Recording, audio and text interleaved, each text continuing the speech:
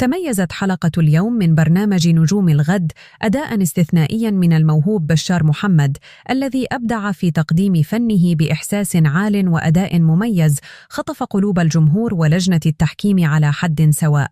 برغم المنافسة القوية، استطاع بشار أن يبرز شخصيته الفنية الفريدة ويترك بصمة لا تنسى في أذهان الجميع. للأسف، جاء خروجه من البرنامج بمثابة صدمة لمحبيه ولمن تابعوا رحلته المبهرة، ولكن لا شك أن بشار قد أثبت أنه نجم في سماء الفن، وأن المستقبل يحمل له الكثير من الفرص الذهبية.